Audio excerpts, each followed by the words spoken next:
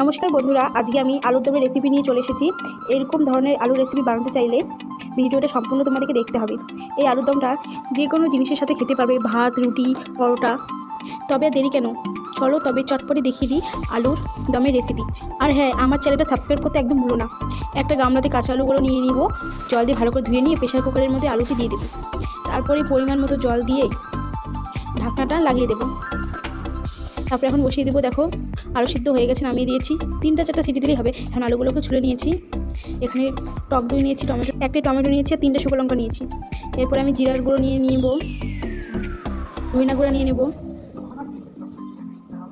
Meet মশলা, গরম মশলা নিয়ে নেব। তবে জল দিয়ে মিক্স করে নেব। এগুলোকে মিক্স করে নেওয়ার পরে আমি এখানে আদা বাটা, লঙ্কা বাটা দিয়ে সবগুলোকে একসাথে মিশিয়ে নেব। মিশানো হয়ে যাওয়ার পরে মগজ নিয়ে নিয়েছি আর টমেটোকে কুচি কুচি করে কেটে নিয়েছি। তারপরে আমি আলুগুলোকে কাঁটা চামচ দিয়ে ফুটো করে নেব, নাহলে লবণ ঢুকবে না, নাহলে কোনো স্বাদই হবে না খেতে, কোনো মশলা টশলা ঢুকবে না। তারপরে আমি কড়াইয়ের মধ্যে তেল দিয়ে দেবো। তেল চারিপাশ দিয়ে নাড়াচাড়া করবো, নাহলে আলুগুলো লেগে যাবে। আলুগুলোকে এখন ভাজবো। যখন একটু লাল লাল হতে আসবে তখন পরিমাণ মতো লবণ দিয়ে দেবো, পরিমাণ মতো হলুদ দিয়ে দেবো। দিয়ে দেওয়ার পরে সবগুলোকে মিক্স করে নিয়ে একটু নাড়াচাড়া করবো। যখন দেখবো যে লাল হতে এসেছে তখনকার একটা গামলার মধ্যে আলুগুলোকে নামিয়ে নেব। দেখো খুব সুন্দর কালার হয়েছে। এরকম করে তোমরা খেতে পারো। দেখতেই পাচ্ছ খুব সুন্দর লাগছে দেখতে, ওয়াও। তারপরে আমি কড়াইয়ের মধ্যে তেল দিয়ে দেব, তেজপাতা দিয়ে দেব, লঙ্কা, জিরে, দারচিনি, এলাচ সব কিছু দিয়ে নাড়াচাড়া করব। যখন লাল হতে আসবে তারপরে আমি আগে থেকে যে আদা বাটা, জিরে গুঁড়ো, গরম মশলা, ধনে গুঁড়ো রেখেছিলাম ওগুলো দিয়ে দিয়েছি। এর মধ্যে এখন আমি দিয়ে দেবো মগজ বাটা আর টমেটো বাটা করে রেখেছিলাম, ওগুলো দিয়ে দেবো। তারপরে পরিমাণ মতো লবণ, পরিমাণ মতো হলুদ দিয়ে দেবো।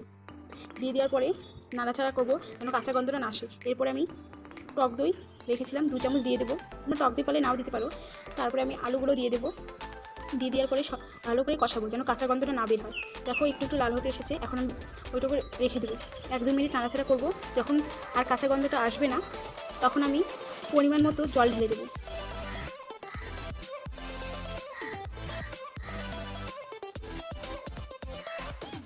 দেখো ফুটছে। এই রেসিপিটা কেমন হয়েছে তোমরা জানাতে অবশ্যই ভুলবে না, কমেন্ট করে বলবে কেমন হয়েছে। লাস্টে আমি মিট মশলা দিয়ে দেবো যখন ফুটবে। দেখো খুব সুন্দর কালার হয়েছে, দেখতেই পাচ্ছ। তো চলো বন্ধুরা, আজকের মতো এখানেই শেষ করলাম। তোমরা আর কী কী রেসিপি জানতে চাও অবশ্যই কমেন্ট করে আমাকে বলবে।